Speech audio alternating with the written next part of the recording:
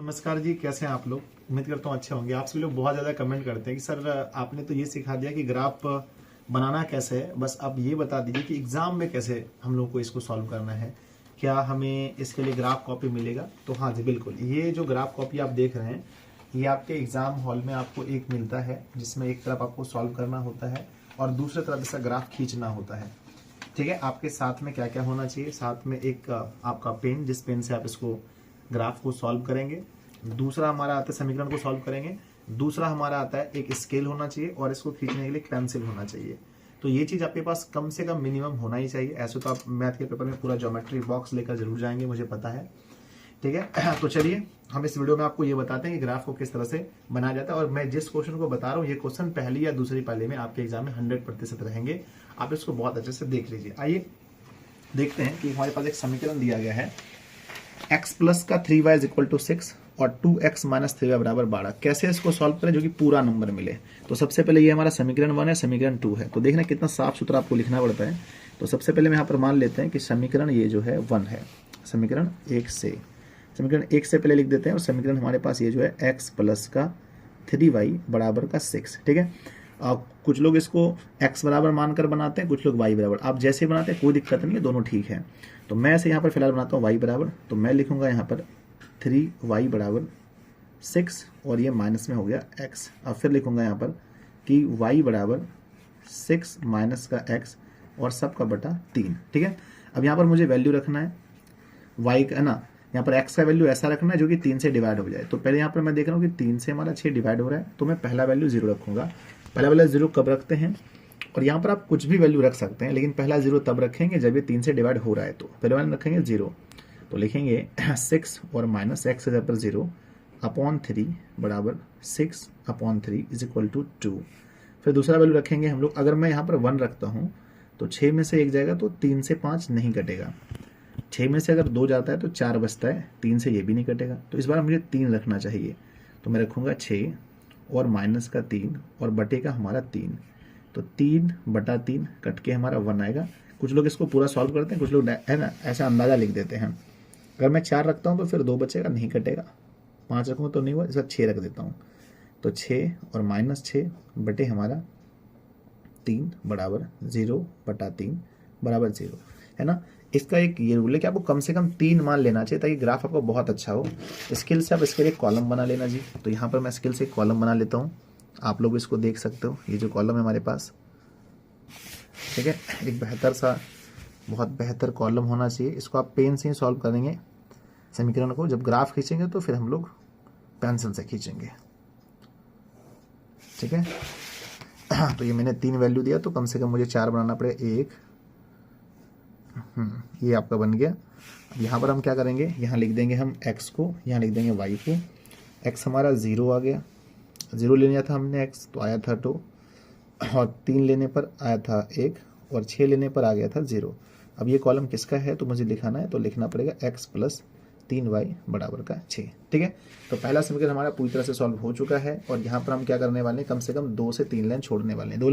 चलिए अब हम लोग क्या करते हैं, कम से कम यहाँ पर 2 लाइन छोड़ते हैं और यहाँ लिखते हैं पुनः। क्या लिखते हैं? पुनः। और लिखते हैं समीकरण 2 से, समीकरण 2 से, या समीकरण 2 में कोई दिक्कत नहीं है, आप लिख सकते हैं। हमारे पास 2 समीकरण है ना। ये हमारा है 2x और minus 3y is equal to 12।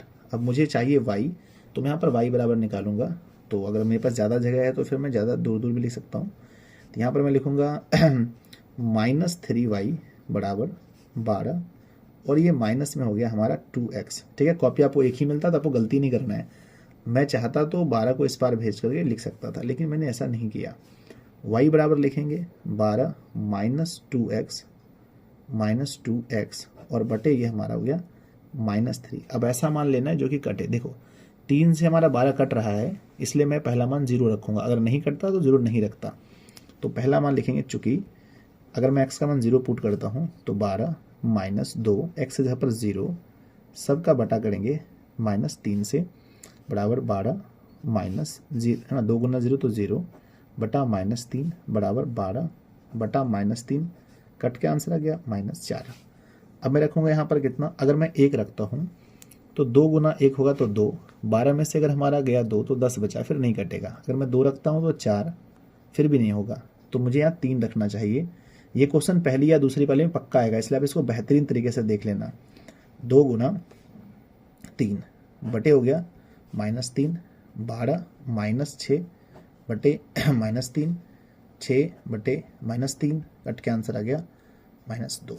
ठीक है, चलिए अब हमें रखना है तीसरा मान। अगर मैं यहाँ पर रखता हूँ 3 तो ले लिया, 4 रखता हूँ तो 4 दूना 8, तो फिर 4 बच जाएगा। 5 रखता हूँ तो 10, 6 रखता हूँ डायरेक्ट 6, तो बराबर लिखेंगे 12 -2 गुना 6 बटे -3, 12 -12 बटे -3 बराबर 0 बटा -3 बराबर 0। ठीक है, तो अप्रॉक्स हमने 3 वैल्यू इसको रख लिया।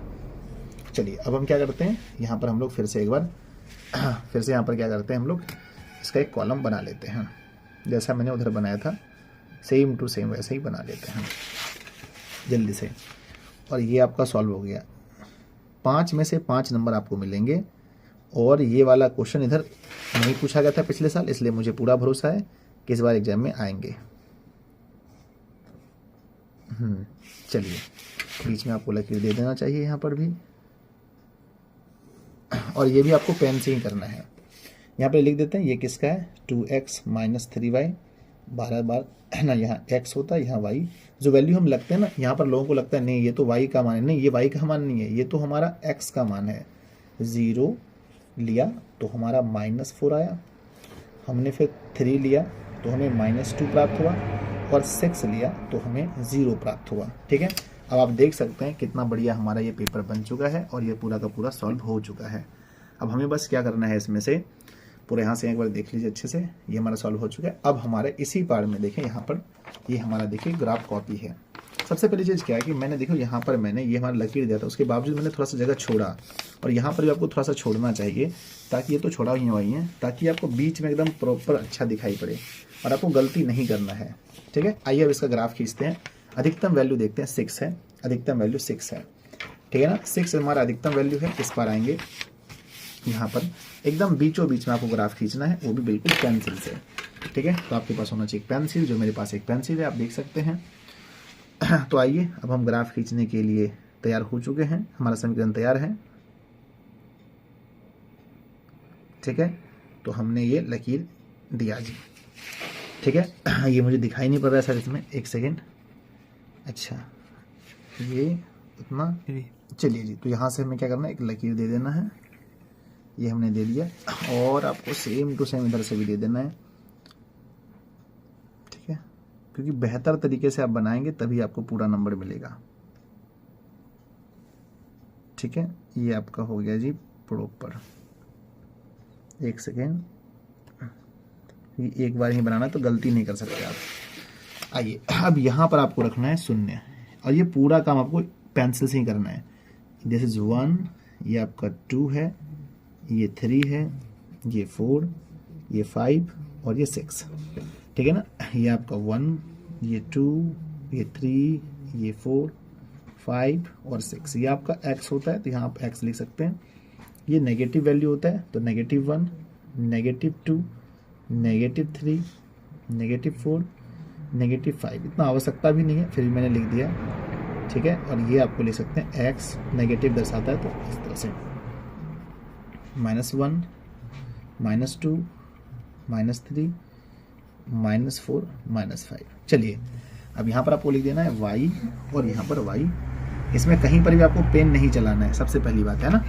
आइए इस बार में अब देखते हैं हमारा क्या क्या वैल्यू दिया गया। पहला हम देखेंगे 0, 2, यानी x वाला 0, x में 0 और y में 2, यानी यहाँ पर आता है 0, 2।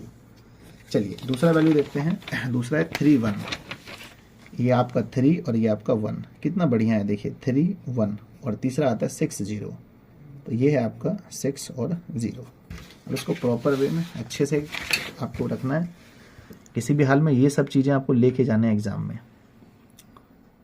ठीक है, ये आराम से आपने खींच दिया।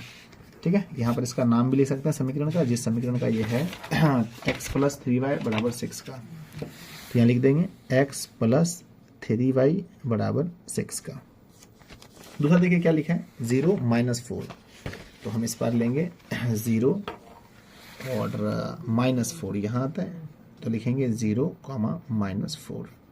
फिर 3 - 2 होगा तो 3 लेंगे, 1 2 माइनस में ये 3 और -2 होगा, और ये सेम फिर से हमारा 6 0 है। जब दो चीज़ सेम आ जाए ना तो उसको इस तरह से एक बार गोल घेर देना चाहिए, तो आपको घेर देना है। आइए अब इसको अच्छे से मिलाना है हमें।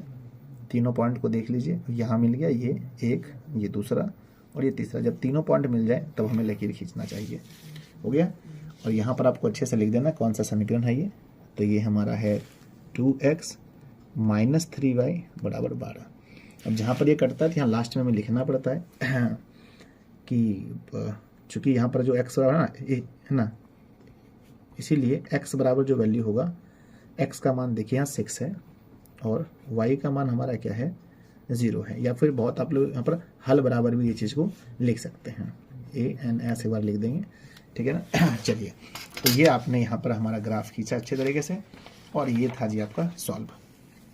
अब आप लोग के मन में सवाल 2-3 आते होंगे कि सर यहाँ पर नंबर देना है ना, तो नंबर ये क्वेश्चन में देखना है कितने नंबर का क्वेश्चन है। तो ये हमारा ये हमारा 31 नंबर क्वेश्चन आता है लगभग, तो 31 यहाँ लिख देना है, और ऊपर में आपको लिख देना है ना, ये आपका ऊपर में क्या लिखना है, ग्राफ लिख देना है आपको यहाँ पर, ठीक है ना। ग्राफ यहाँ पर लिख देना है कि ये जो कॉपी हम लोग सॉल्व कर रहे हैं ये ग्राफ की कॉपी है, ठीक है।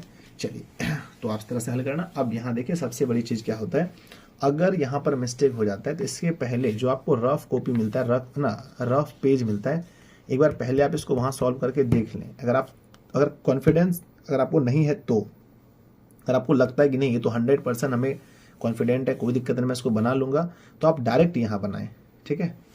तो चीज़ें आपको देख लेनी है कि आपके लिए कौन सा बेहतर है, ठीक है ना। और आप देख लीजिए, इसका PDF भी हम अपने टेलीग्राम पर डाल देंगे ताकि आप लोग इसको देख सकते हैं। तो इसी तरह से आपको बनाना है, आपको पूरे के पूरे नंबर मिलेंगे, ठीक है। अब नेक्स्ट वीडियो में आपको ये बता देंगे कि रचना कैसे बनाएं, एग्जाम में रचना कैसे बनाएं ताकि आपको पूरे नंबर मिले, रचना के चरण को कैसे लिखें। और बहुत सारे बच्चे कन्फ्यूजन होते हैं कि सर 2/3 गुना 3/4 गुना कैसे सॉल्व करें, ठीक है। हम उम्मीद करते हैं कि ये वीडियो आपको बहुत पसंद आया होगा, और आप लोग भी एक क्वेश्चन इसको पहले तो यही क्वेश्चन को घर पे बनाकर देखना है, और नीचे कमेंट करना जी क्या आप भी ऐसा बनाते हैं, है ना। आपका भी इतना बढ़िया बन जाता है, कोई दिक्कत नहीं होता है, ठीक है। और अगर आप चैनल पर पहली बार आए तो चैनल को सब्सक्राइब कर लेना जी, और इस वीडियो को लाइक जरूर करना, और अपने दोस्तों में, सबसे बेहतर दोस्तों में शेयर जरूर करना ताकि वो लोग भी सीख पाएँ। अगर कोई डाउट है आपके मन में तो आप लोग मुझे जरूर कमेंट करना, ठीक है ना। और मेरे ख्याल से आपके मन में कोई भी डाउट नहीं रहा होगा। धन्यवाद जी, मिलते हैं अगली वीडियो में, तब तक के लिए पढ़ते रहिए, हंसते रहिए, मुस्कुराते रहिए। Love you.